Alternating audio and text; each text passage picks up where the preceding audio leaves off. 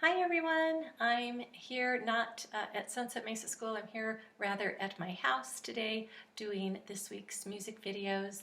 And today in this video we are going to be discussing high sounds and low sounds. All music is made up of sound, of course, and the sound is called a pitch. So we can have higher pitch sounds and we can have lower pitches, lower sounds. And I think of, I'm going to bring two little friends in here to help, some way to help you remember how we can think of high sounds and low sounds is the bigger the instrument or the bigger the animal or the bigger the person, the lower the sound. For our cow, which is a much bigger body animal, is going to have a low sound. Would you moo low with me? Moo. Let's try it again. Moo. Now the opposite of a really big cow would be this little teeny chicken. I don't know if you can see that. And because this chicken is a small animal, it's going to have a much higher sound. Cheep, cheep, cheep, cheep, cheep. Try that with me. Cheep, cheep, cheep, cheep, cheep. So I think about instruments we have in the music room at school. For example, a small hand drum would have a higher pitch, a higher sound. But one of the really big drums that's going to be that's bigger is going to have a much lower sound. And if you look around your house and things that you have, you're going to notice that the bigger it is, the lower the pitch, and the smaller it is, the higher the pitch. I'm going to give you a little music detective work at the end of this video to do. But first, I would like to give you a musical demonstration of high sounds and low sounds on my piano. And the first one is going to be a higher sound. And it sounds like this.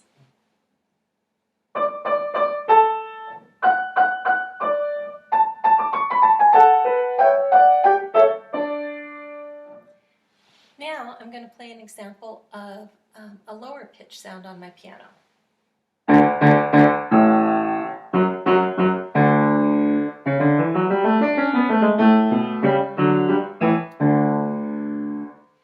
Here's another higher sound.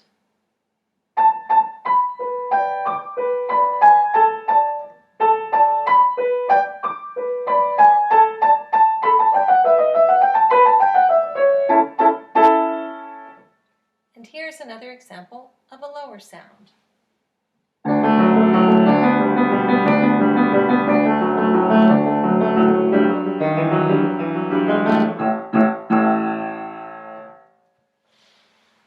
So those would be two examples of high sounds and low sounds on a piano. I'd like to play a little game with you now, and I'm going to move the computer screen so you can't see my piano keyboard. And the game goes like this. High sounds, low sounds, which one will you hear now? And I'm going to either play a high sound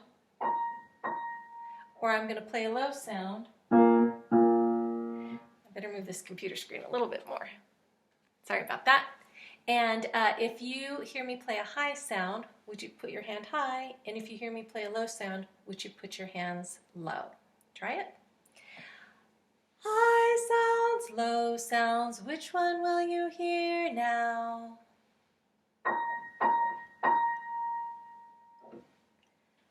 High sounds. Would you sing that with me? High sounds. Good. Let's try it again. High sounds, low sounds, which one will you hear now?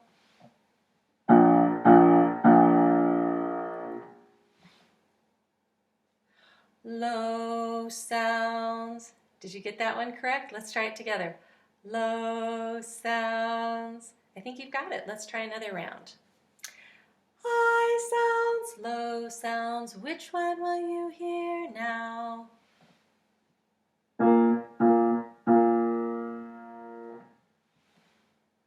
That was a little harder. Low sounds. Good. Let's do one more. High sounds, low sounds, which one will you hear now?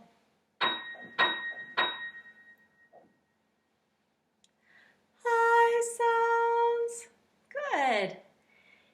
And I would like to show this piece of paper that has a website on it called musicplayonline.com. And when you go to this website, there are two different columns, one on the left side of that home page and one on the right side of that page.